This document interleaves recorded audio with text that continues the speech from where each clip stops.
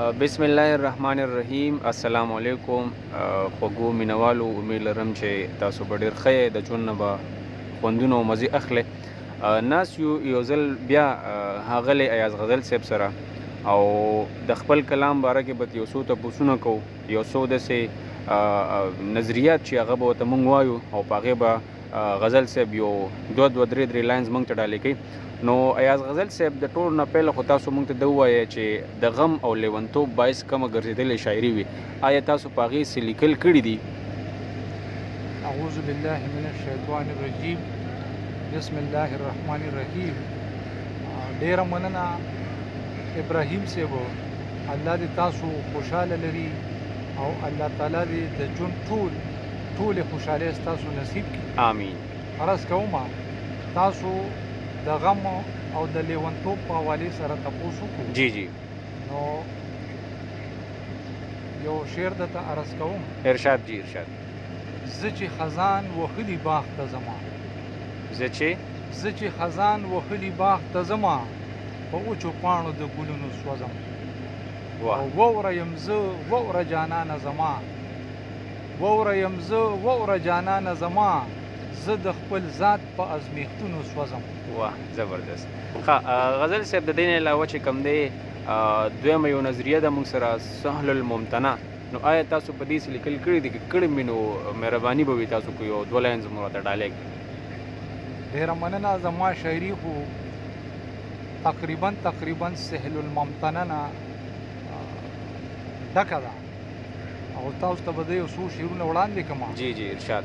ما ستا بې وفایي نه ده، ستا بې وفایي نه ده، زه ورته یو نوی عمل وایم او دا د راز خبره نن غزل یار ته ووایه، دا د راز خبره نن غزل یار ته ووایه، ستا د اداګانو نه زما جذبه حسینه ده.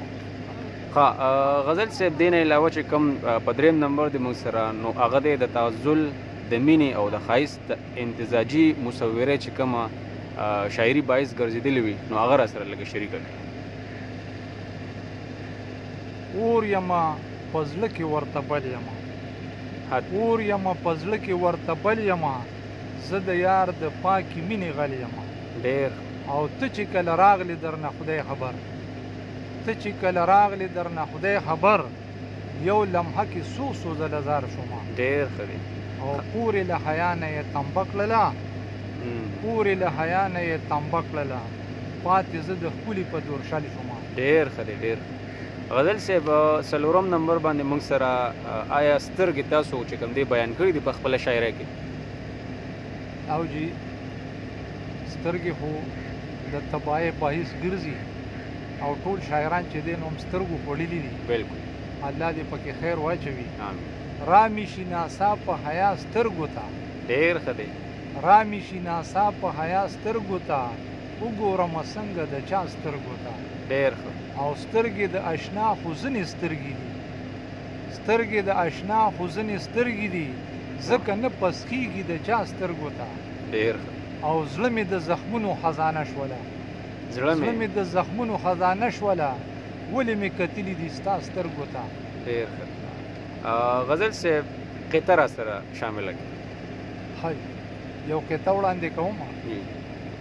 ما ته چې د ګل غوټۍ پټک شوله، ډېر ښه دی. ما ته چې د ګل غوټۍ پټک شوله، ویره لیونو سره لا حق شوله، او ماله یې ګریوان په زلفو وګنډه، ماله یې ګریوان په زلفو وګنډه، پوهه چې د مینې په سبق شوله.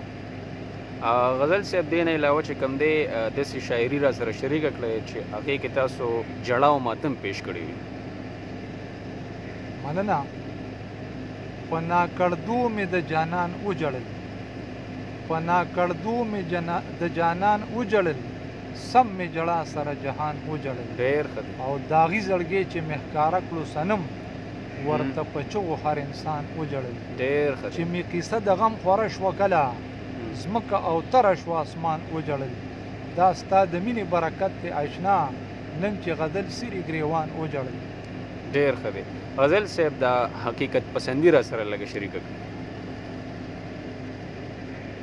ښه راته پته ده چې څه دی حقیقت د مینې، ښه راته پته ده چې څه دی حقیقت د مینې که تهمتونو ته اعزاز وایم غږ مه کوه او چې ستا رضا نه ده نو یاره زه به څه وکړمه چې ستا رضا نه ده نو یاره زه به څه وکړمه د جون نشیب ته به فراز وایم غږ مه کوه او نورې ترانې څنګه تخلیق کړم حیران یم جون کې خو د مینې واردات چرې بدلیږي نه او ما ته د نظر ستونه مه کوه شپه د سحر ستونه مه کوه. ډېر ښه دی.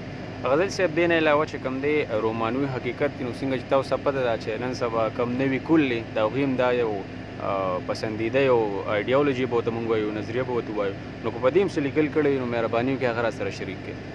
رومانوي حقیقت په باره کې زه تاسو ته ووایم جی جی شونډې اوچې اوچې دي او ورځ سپوره سپوره ده.